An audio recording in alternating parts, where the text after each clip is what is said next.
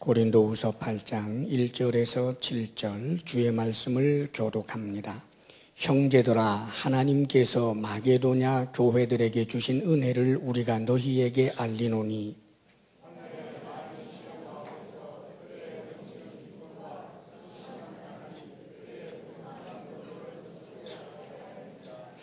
내가 증언하노니 그들이 힘대로 할 뿐 아니라 힘에 지나도록 자원하여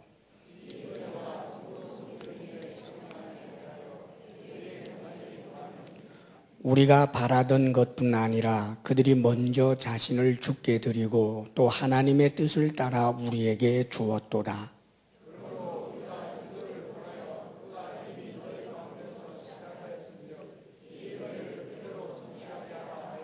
다 같이 오직 너희는 믿음과 말과 지식과 모든 간절함과 우리를 사랑하는 이 모든 일에 풍성한 것 같이 이 은혜에도 풍성하게 할지니라.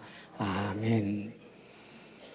예, 우리 인사할까요? 예, 서로 좀 이렇게 격려하고 사랑하는 눈빛을 보여주면서 인사합니다. 손도 좀 잡아주면서 인사합니다. 옆에 앉아주셔서 감사합니다. 옆에 앉아주셔서 감사합니다. 예, 인사하십시오. 또 한 번 더 인사합니다. 잘 되고 있습니다. 염려하지 마세요. 잘 되고 있습니다. 염려하지 마세요. 예. 예. 고린도후서 8장, 9장 그 두 장은 특별히 이제 하나님 앞에 드림 그리고 나눔 여기에 대해서 이제 우리에게 교훈을 주시는 말씀입니다. 헌금 혹은 이제 연보에 관한 그런 이제 교훈이지요. 이제 연보 혹은 또 헌금 이것은 엄격하게 말하면 사실 이제 구분이 되는 용어입니다.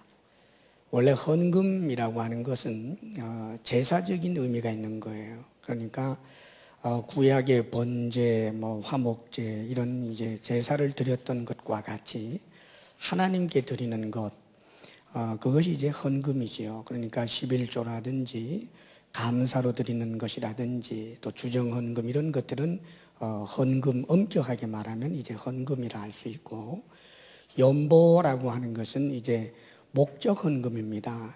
누구를 돕기 위해서, 구제하기 위해서 그렇게 목적을 가지고 특별히 이제 돕기 위한 그런 이제 모금을 하는 것을 이것을 이제 연보라고 하지요.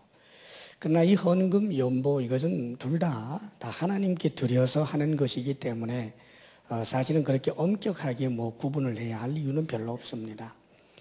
옛 성경, 개역 성경에서는 이걸 별로 구분하지 않고 썼고, 이제 여러분들이 지금 가지고 계신 우리 개역 개정판에서는 이게 좀 구분이 되어 있습니다.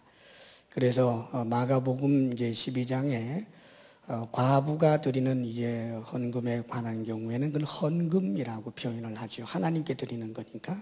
그러나 오늘 이 주어진 본문에서는 연보라는 말로 나옵니다. 하여간 하나님 앞에 다 드려서 하는 것이기 때문에 하나님께 드림이든 또 이웃을 구제하기 위하여 나누는 것이든 내가 개인적으로 누구에게 그냥 이렇게 구제하는 것을 연보라고 하지는 않습니다. 하나님께 드려서 누구에게 나누는, 이제 이렇게 될 때 이걸 연보라고 하니까 결국은 이제 다 하나님께 드려서 또 혹은 나누는 그런 하나님께 드림과 나눔에 관한 교훈을 오늘 우리가 이 말씀을 통해서 배울 수가 있습니다. 원래 그 말씀의 배경은 이렇습니다. 예루살렘 이제 원시교회라고도 합니다. 가장 첫 번째 교회가 예루살렘 교회지요. 그 예루살렘 교회가 엄청난 이제 부흥을 이루었습니다.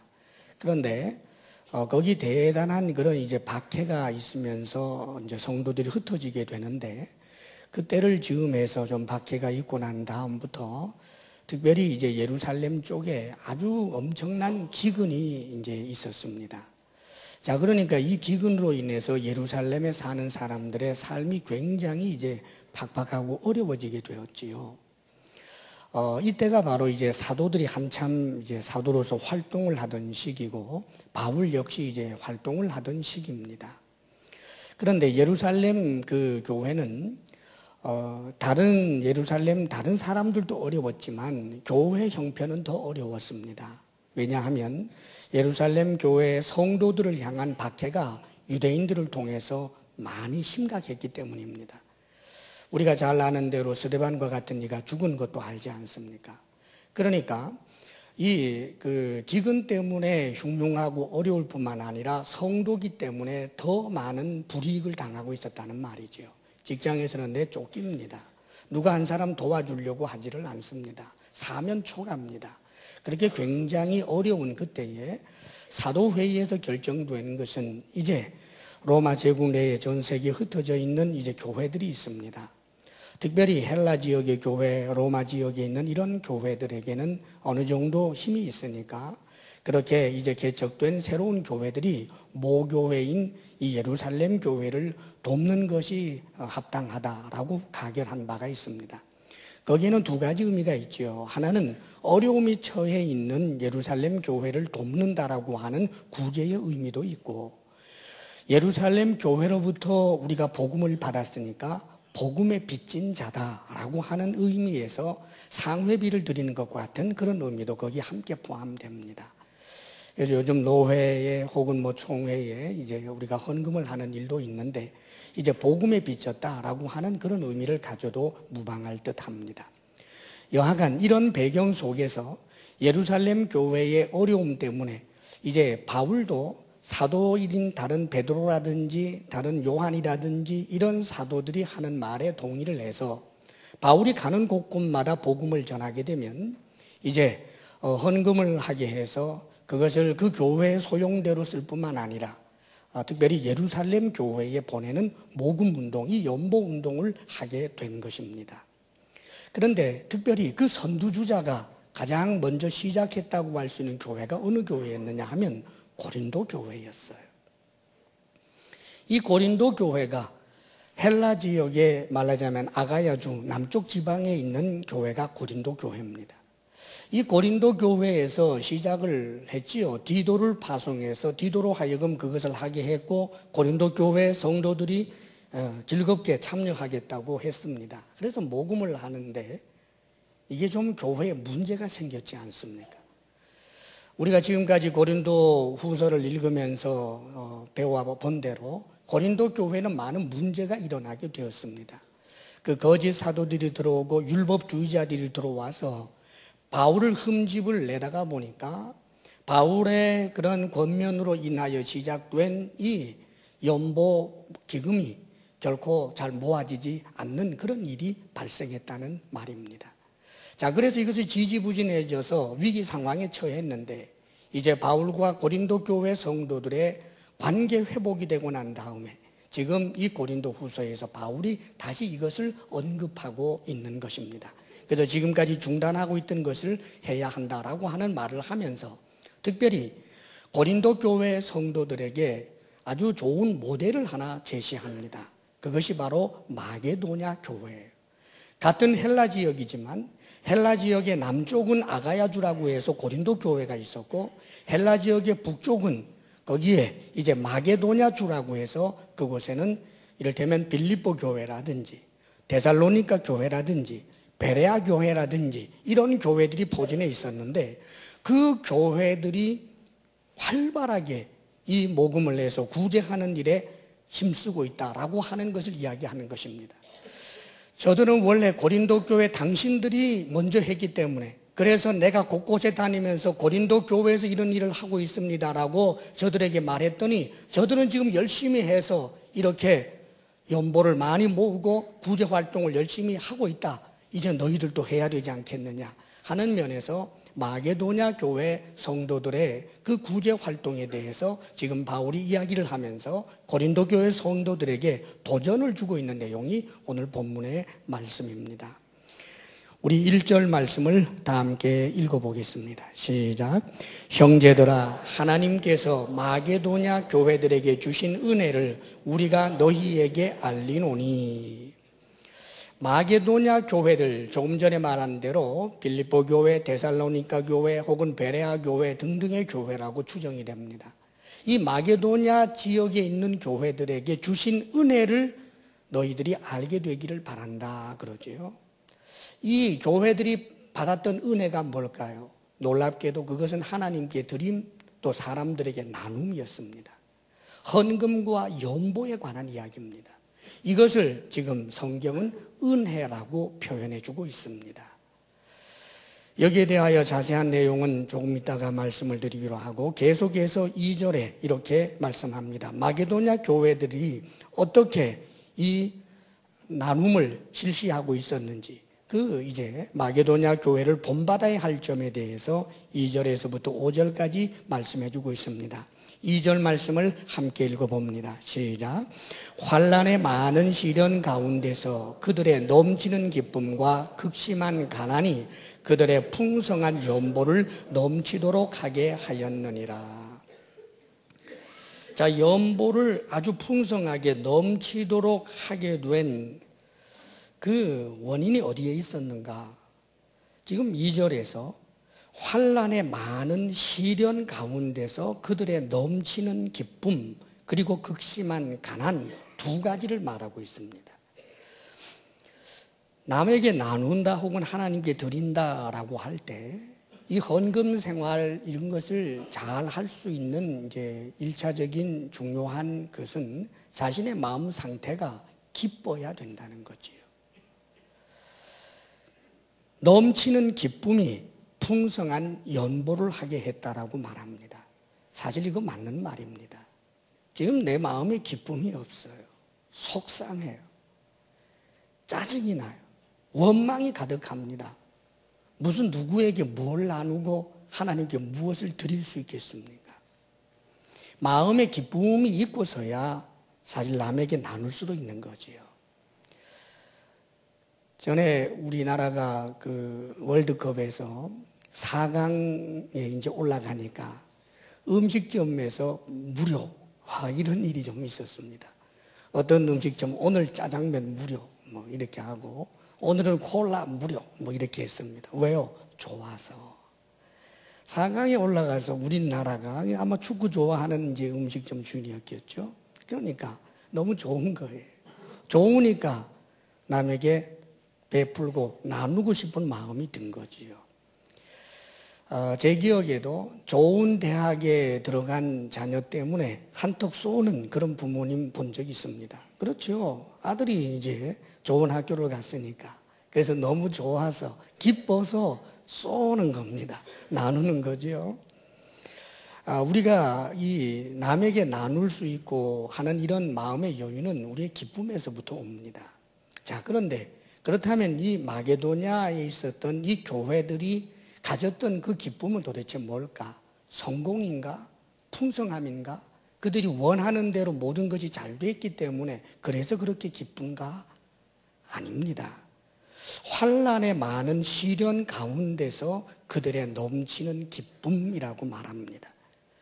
놀랍게도 마게도냐 교회 성도들이 객관적으로 볼 때 기뻐할 이유가 별로 없어 보입니다. 지금 환난이 있었어요. 시련이 있었습니다. 그리고 극심한 가난도 있었던 사람들입니다. 뭐가 그렇게 기뻐할 일이 있었을까? 도대체 이 사람들을 기쁘게 하는 게 뭔가 하는 것입니다.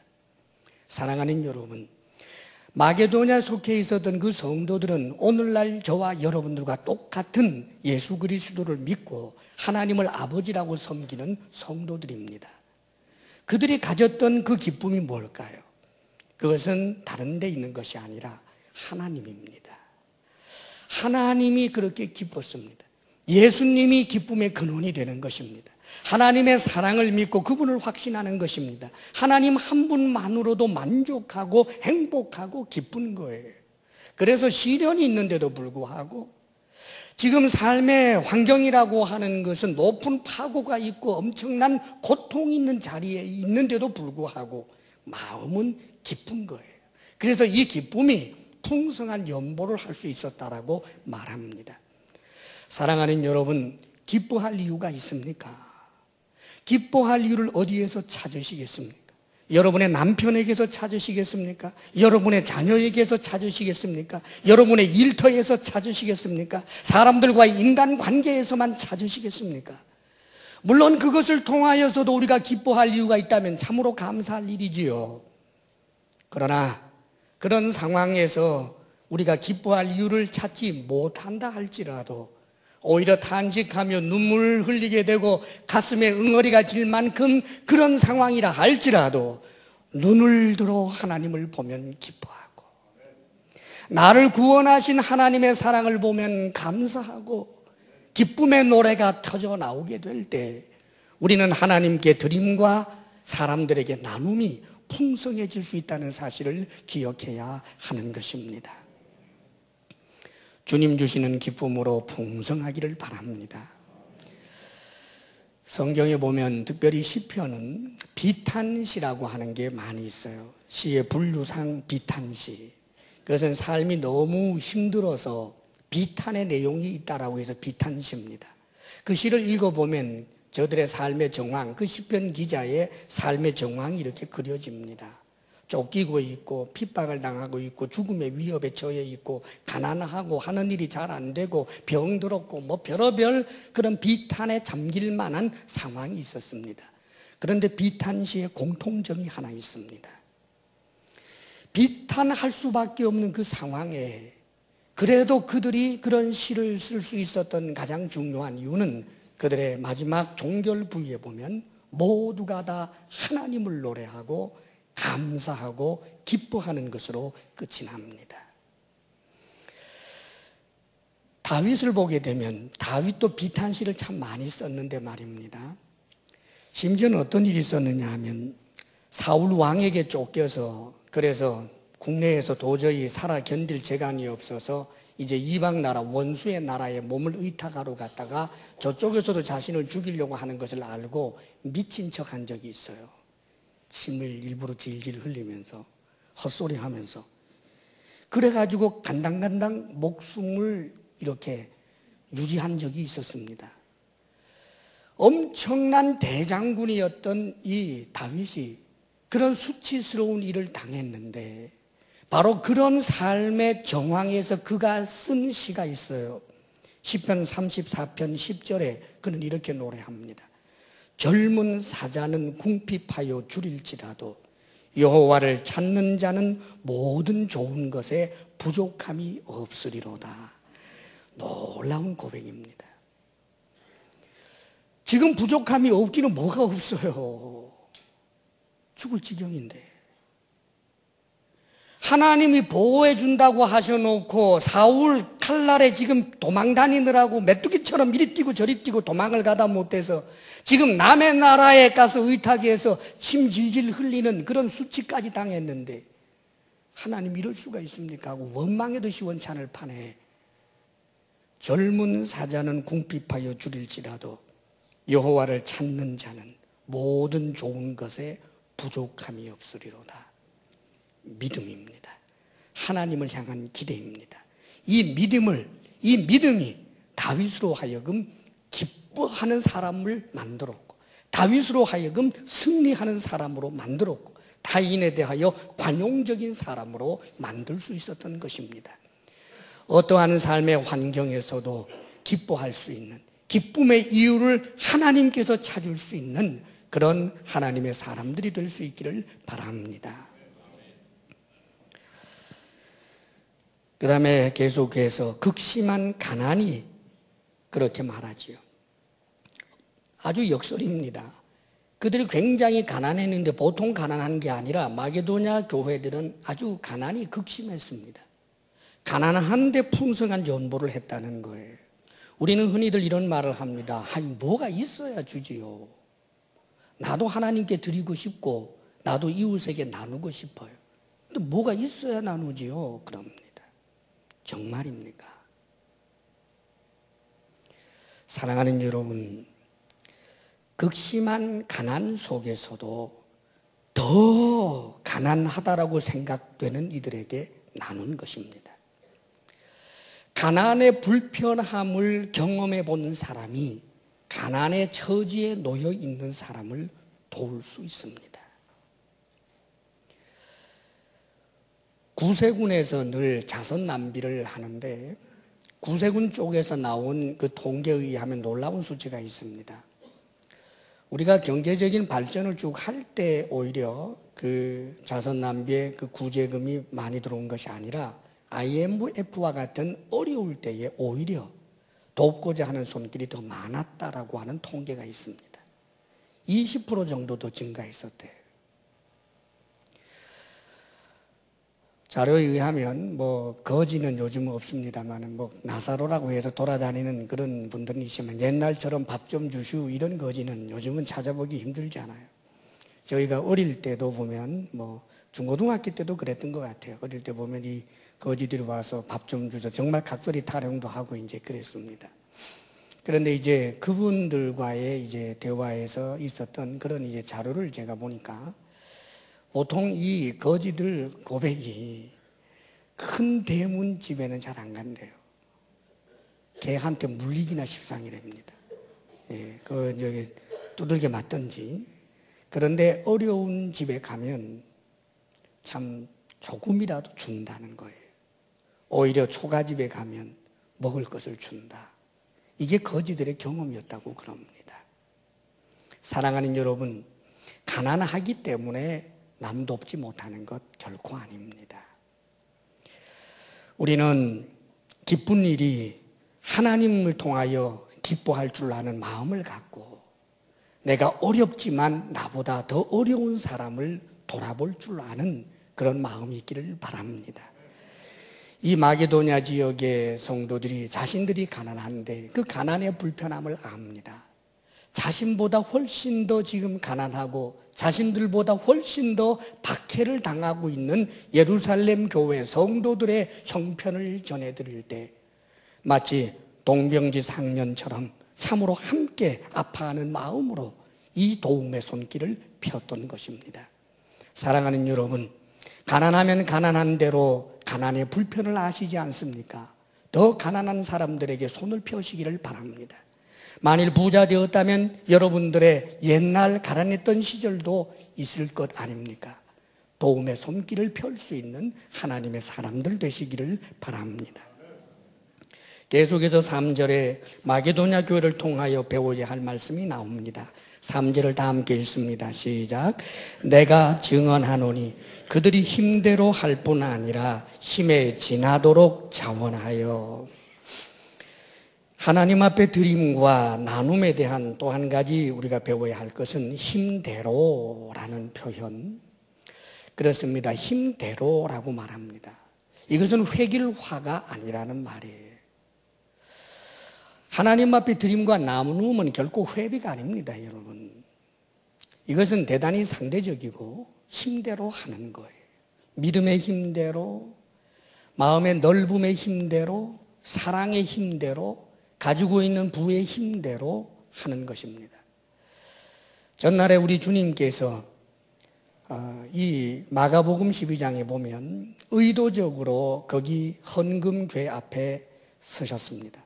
그리고 사람들이 어떻게 헌금하나 보시려고 라고 성경은 기록이 되어 있습니다. 근데 거기 이제 사람들이 와서 헌금을 하는데 부자들은 이제 많이 했습니다. 물론 귀한 일입니다. 부자라고 해서 다 많이 하는 것은 아니기 때문이지요. 힘을 써서 그래도 부자들도 많이 했습니다. 그런데 그 중에서 우리가 잘 아는 대로 과부가 오더니만 아주 초라하게 입은 과부가 2렙돈의 헌금을 했습니다. 그 2렙돈이라고 하는 돈의 액수는 그 당시에 참새 한 마리를 살 수 없는 돈입니다. 아주 작은 돈을 헌금했다는 말이지요. 그러자 주님께서 이제 제자들에게 말씀하시기를 지금까지 헌금한 사람들 중에서 가장 많이 헌금한 사람이 저 과부다라고 말했습니다. 그리고 그 이유를 말합니다. 다른 사람들은 풍족한 가운데서 드렸지만 저 과부는 자신의 전부, 자신의 소유 전부를 바쳤기 때문이다. 그렇게 말합니다. 사랑하는 여러분, 상대적입니다. 힘대로를 말하는 거예요.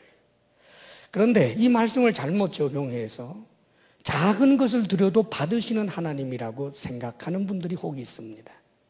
정말 작은 것을 받으시는 작은 하나님이라고 생각하십니까? 아닙니다, 여러분. 하나님께 우리가 드린다고 다 받으시는 분이 아닙니다. 하나님은 거지가 아닙니다. 내 삶의 처지와 환경을 잘 압니다. 하나님 우리를 상대적으로 달아보십니다.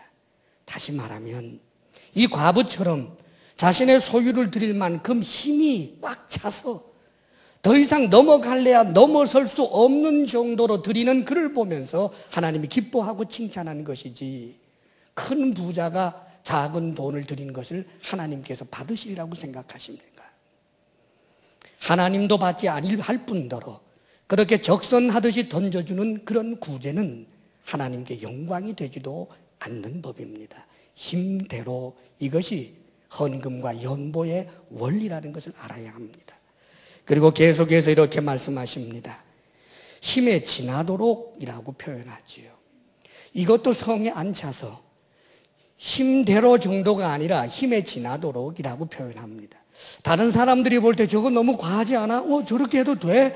불안할 정도로 그렇게 나누는 구제에 참여했다라고 하는 그런 표현입니다.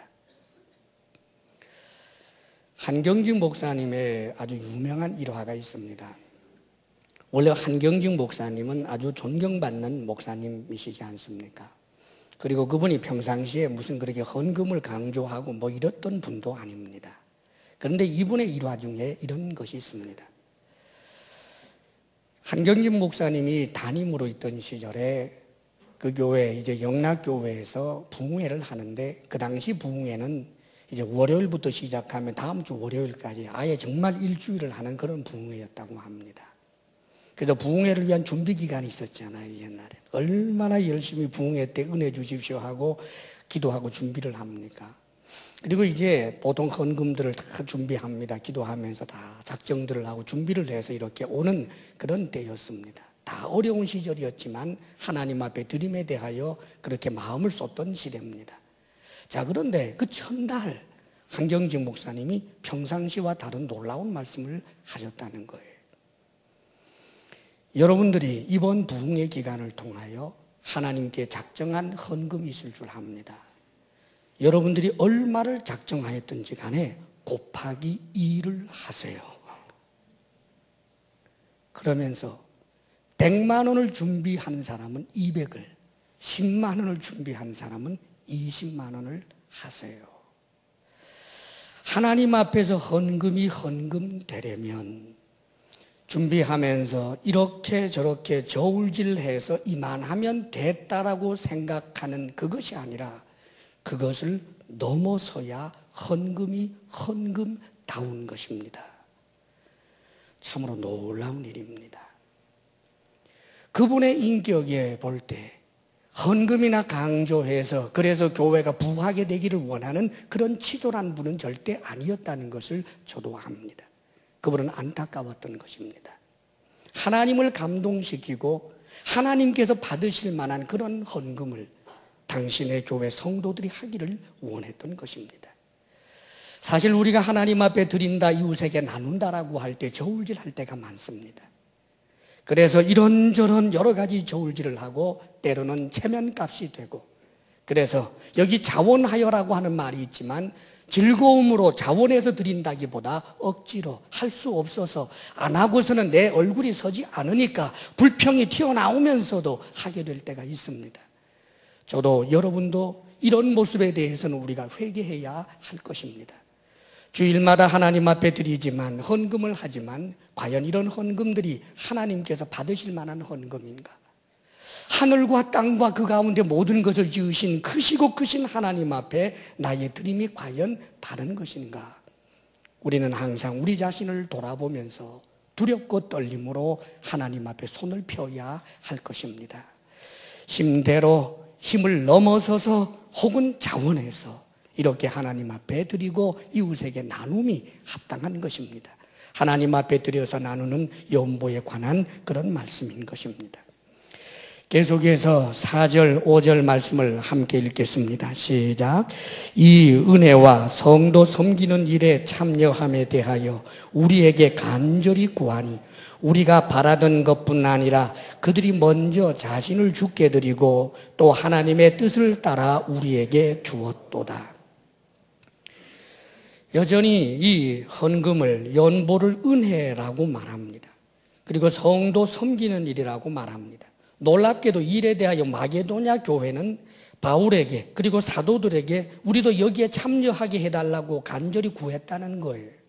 원래 사도들조차 지금 마게도냐 지역에도 엄청난 박해가 있기 때문에, 그리고 성도들이 대부분 가난하기 때문에 그들에게는 이 구제에 참여하기를 원하지 않았습니다. 그것을 말하려고 하지 않았다는 거예요. 그런데 놀랍게도 마게도냐 교회 교인들이 이 은혜에 우리가 참석하게 해주세요. 이 성도를 섬기는 일에 우리도 참여하게 해주세요. 왜 우리를 배제하십니까? 그들이 간절히 구했다는 것입니다. 참으로 마게도냐 지역의 교회들, 빌립보 교회, 데살로니가 교회, 베레아 교회, 이런 교회들 얼마나 하나님을 기쁘시게 하는 교회였을까, 그런 생각을 해보게 됩니다. 이들이 자기 자신을 먼저 주님 앞에 드리고 하나님 앞에 드리는 그 몫은 또 감당했다는 것입니다. 그뿐만 아니라 하나님 앞에 드릴 뿐만 아니라 이웃에게 나누는 일에 대해서도 하나님의 뜻을 따라서 했다, 그렇게 5절에 말씀해 줍니다. 그래서 지금 바울은 이야기하는 것입니다. 자, 마게도냐 교회 성도들을 봐라. 당신들보다 나중에 시작했지만 저렇게 열심히 하지 않고 있느냐. 이제 고린도 교회 성도여, 이제는 여러분들이 믿음을 회복하지 않았느냐, 이제는 달라지지 않았느냐. 그러므로 마게도냐 교회가 했던 것처럼 너희들이 이미 시작했던 일이 있는데 이제 이것이 용두사미로 끝나서는 안 된다. 이 일을 마무리 짓도록 해야 한다. 그래서 6절에 이렇게 말합니다. 그러므로 우리가 디도를 구원하여 그가 이미 너희 가운데서 시작하였은즉, 1년 전에 이미 시작했다는 말입니다. 이제 이 은혜를 그대로 성취하게 하라 하였노라. 디도에게 명령했다는 것입니다. 디도를 파송하게 된다는 말이지요. 그러면서 7절에 우리에게 또한 중요한 교훈을 주고 있습니다. 7절 말씀을 다 함께 읽습니다. 오직 너희는 믿음과 말과 지식과 모든 간절함과 우리를 사랑하는 이 모든 일에 풍성한 것 같이 이 은혜에도 풍성하게 할지니라. 이 모든 일에 풍성한 것 같이 무엇입니까? 믿음 풍성입니다. 말 풍성, 이것은 말의 풍성은 말 많이 한다는 뜻이 아니라 격려하고 사랑하는 말입니다. 고린도 교회가 변했습니다. 이제는 남을 정죄하는 것이 아니라 격려하고 칭찬하는 아름다운 풍성한 말이 나오기 시작했습니다. 그리고 지식도 풍성했습니다. 간절함도 풍성했습니다. 사도들과 주의 종을 사랑하는 마음도 풍성했습니다. 이 모든 일에 풍성한 것처럼 바로 이 은혜에도 풍성하라라고 권하고 있습니다. 여기 은혜라고 하는 말씀이 오늘 본문에 3번이나 나옵니다. 1절에도 은혜 말씀합니다. 4절에도 은혜, 그리고 6절에도 은혜라고 말합니다. 그리고 오늘 7절에도 역시 은혜 4번이나 반복이 되고 있습니다. 무엇을 은혜라고 말하는 것입니까? 바로 이 연보하는 것, 드리는 것, 나누는 것, 이것을 은혜라고 말합니다. 보통 우리가 은혜를 생각할 때 은혜란 내가 누군가에게 받는 것을 은혜라고 생각합니다. 하나님께 받고 또 누군가에게 내가 유익을 받고, 이것을 은혜라고 생각할 때가 많습니다. 개인적으로 내게 유익한 것들을 많이 얻게 되는 것을 그렇게 은혜라고 생각을 합니다. 물론 은혜에 그런 측면이 있습니다. 우리는 하나님께 받아야 삽니다. 그리고 다른 사람들에게도 은혜를 입어야 할 존재입니다. 우리는 부모님의 은혜를 입었고 선생님의 은혜를 입었고 동료들의 은혜를 입었습니다. 그렇지요. 그 은혜를 무시할 수 없습니다. 그러나 또 하나의 은혜가 있습니다. 그것은 하나님께 드리는 것이 은혜요, 이웃에게 베풀고 나누는 것이 은혜인 것입니다. 그 자체가 은혜인 것입니다. 의무가 아니라 특권이요 은혜라는 말입니다. 왜 은혜일까요? 사실 이것은 먼저 하나님께서 좋은 마음을 주셔야 할 수 있는 일이기에 은혜인 것입니다. 하나님 앞에 드린다 혹은 어려운 사람들을 돕는 구제에 참여한다라고 하는 것은 좋은 마음이 있어야 가능합니다. 물질에 대하여 인색하고 드림과 나눔에 대하여 좋은 마음을 갖지를 못할 때 참여할 수가 없는 것입니다. 다시 말하면 은혜 받은 마음이 이 구제에 참여할 수 있다는 말이지요. 대부분 많은 사람들이 세상을 떠나게 될 때 죽음의 시간이 점점 다가오게 되면 후회하는 것이 많아지는데 그 가운데 하나가 내가 왜 그렇게 인색했을까? 내가 왜 그때 그렇게 도와달라고 하는 그 사람에게 그렇게 인색했을까? 왜 나누지 못했을까? 왜 베풀지 못했을까? 하는 후회를 한다고 합니다. 또 부자였던 사람이 망해서 어려워지면 내가 왜 부자일 그때 왜 하나님께 드리지 못했을까? 왜 사람들에게 나누지 못했을까? 그렇게 후회를 한다고 합니다. 사랑하는 여러분, 크리스찬이 진정한 부자라고 하는 것은 많이 가지는 자가 아니라 많이 나눌 수 있는 사람입니다. 그렇습니다. 물질을 교통정리해서 나를 통해서 끊임없이 쓸 수 있는 사람이 되는 것, 이것이 우리가 바라야 할 부자라는 말이지요. 그러기 위해서는 좋은 마음이 있지 않고서는 안 되는 것입니다. 전날에 보면 사케오가 우리 주님에게 은혜를 입어서 자신이 가진 그 재물의 절반을 가난한 사람에게 나누어 주고 이웃에게 토색한 것을 4배나 갚겠습니다 하는 고백을 합니다. 자, 이것은 평상시 사케오에게 없었던 마음이지요. 물질에 대해서 얼마나 인색하고 돈을 벌기 위해서는 수단과 방법을 가리지 않았던 사람이지만 그 마음에 우리 주님의 은혜가 임하니까 그 마음이 부드러워지니까 은혜 받는 마음이 되니까 그런 놀랍게도 나눌 수 있는 사람이 된 것입니다. 사랑하는 여러분, 우리는 나쁜 마음을 가져서는 안 됩니다. 하나님 앞에 좋은 마음 갖게 해 주십시오. 하나님, 내가 참으로 주님의 은혜에 참여할 수 있는 그런 마음 되게 해 주십시오. 기도할 수 있기를 바랍니다. 참으로 놀랍게도 나쁜 마음을 가지면 하나님 앞에 드림에 대해서도 드리지 않아야 할 이유들을 찾아내기 시작합니다. 드리고 싶지만 드려봤자 교회가 쓰는 것이 하나님의 뜻대로 정확하게 잘 쓰는 것 같지 않아서 나 안 드려.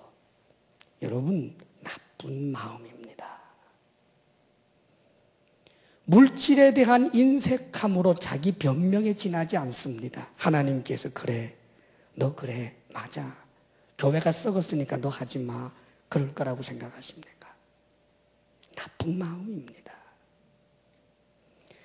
이웃에게 나누지 못할 이유를 찾아내고 하나님 앞에 드리지 않아야 할 이유를 찾아내는 것, 나쁜 마음입니다. 성경에 보면 큰 은혜의 환경 속에서도 나쁜 마음 때문에 은혜가 침투에 들어가지 못하고 저주받은 사람들의 이야기가 나옵니다. 우리는 아간을 잘 알지요. 아간은 저 가나안 땅에 들어갈 때 여리고와 전쟁을 해서 승리한 사람입니다. 하나님의 은혜가 임했습니다. 저 이스라엘 백성 전체에게 말한 말입니다. 아간은 그 은혜 속에 있었던 사람입니다. 은혜의 바다 속에 있었습니다. 승리라고 하는 은혜를 쟁취한 사람입니다. 그러나 아간의 마음은 물질에 대한 욕심 때문에 은혜의 바다에 있었습니다마는 그의 마음은 은혜가 임하지를 못합니다. 그래서 그 물질에 대한 욕심 때문에 도둑질을 해서 결국은 아간은 그 은혜를 맛보지 못하는 사람이 되어버리고 맙니다. 게하시라고 하는 사람도 마찬가지입니다. 나만이라고 하는 문둥병자가 나음을 입는다라고 하는 것은 하나님의 은혜입니다. 그 하나님의 은혜를 눈으로 보았습니다. 놀라운 하나님의 은혜였습니다. 그러나 게하시에게는 하나님의 은혜가 되지 못합니다. 왜요? 그의 마음이 나쁜 마음이었기 때문입니다. 아나니아와 삽비라, 그도 역시 은혜의 경험을 했습니다. 초대교회, 이스라엘 공동체, 믿음의 공동체 속에는 하나님의 은혜, 성령의 은혜가 임했습니다. 그래서 많은 사람들이 자신의 소유를 팔아서 사도들의 발 앞에 갖다 놓습니다. 얼마나 은혜로운지 모릅니다. 유무상통의 은혜였습니다. 바나바라고 하는 이가 자신의 소유를 팔아서 사도들 앞에 내어놓는 것을 보면서 아나니아 삽비라도 그것이 부러웠습니다. 은혜를 보았습니다. 그리고 그 은혜에 참여하기를 원했습니다. 그러나 문제는 그의 마음이 나빴습니다. 나쁜 마음은 드림이 아깝고 인색해지고 거짓말하고 도둑질했습니다. 그래서 나쁜 마음은 저주받는 것이 되고 말았던 것입니다. 사랑하는 여러분, 우리가 하나님 앞에 드리고 이웃에게 나누는 것이 은혜라고 하는 이유는 좋은 마음일 때 가능한 것이기 때문입니다. 하나님 앞에 은혜의 좋은 마음을 갖게 해 주옵소서 기도할 수 있기를 바랍니다. 뿐만 아니라 이것은 돕는 기회에 참여한다라고 하는 자체가 은혜입니다. 우리가 누구를 돕는다라고 하는 것, 이건 기회지요.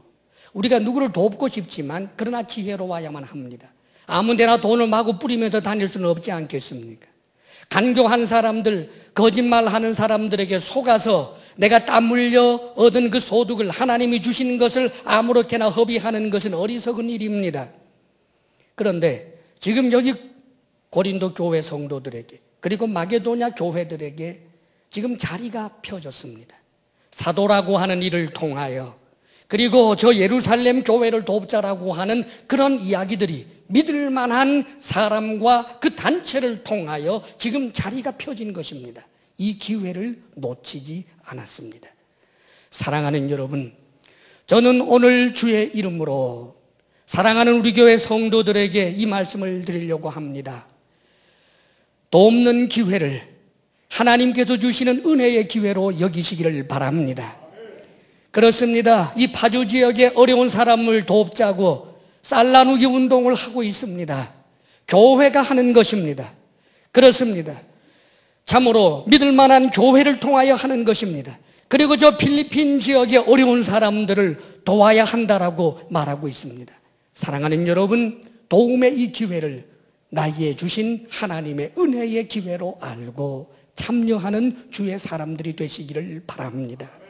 좋은 마음을 가지고 나누고 베풀고 하나님께 드리며 물질의 선한 청지기로 승리하는 하나님의 사람들이 되시기를 주의 이름으로 축원합니다. 기도하겠습니다. 아버지 하나님,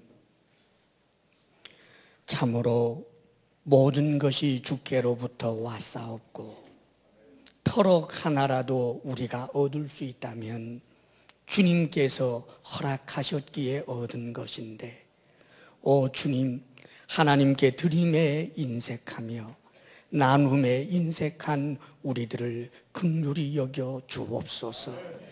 오 주여, 이 못난 종과 사랑하는 우리 모든 성도들에게 하나님의 은혜를 은혜로 여기는 좋은 마음 허락하여 주셔서 하나님 앞에 드리되 힘대로 힘을 다하여 기쁨으로 드릴 뿐 아니라 나누는 기회를 주님 주시는 은혜인 줄 알고 나누고 베풀며 살아가게 하옵소서.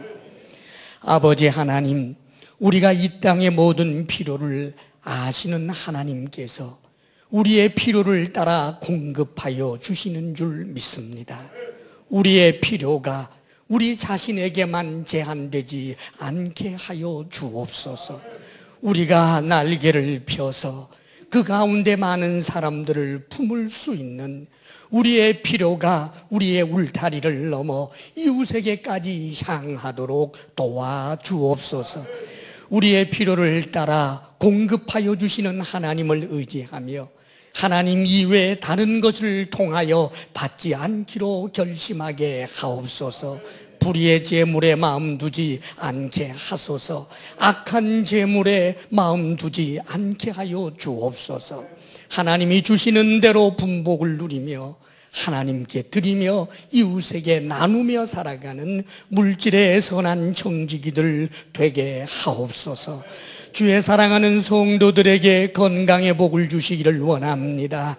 하나님, 주님께서 그 마음에 평강 주시기를 원하며 부부사랑 돈독하게 하시기를 원하며 우리의 자녀들에게 복을 더하사 하나님께서 원하시는 분야에서 꼭 있어야 할 소중한 사람으로, 믿음의 사람으로 세워 주옵소서. 이제는 우리 주 예수 그리스도의 크신 은혜와 하나님 아버지의 한없는 사랑하심과 성령의 교통하심과 충만케 하심이 하나님께서 주신 것을 하나님께 드리며 이웃에게 나누며 살겠습니다. 결단하며 나아가는 사랑하는 모든 성도들 위해 이제로부터 영원토록 함께 하시기를 간절히 축원하옵나이다.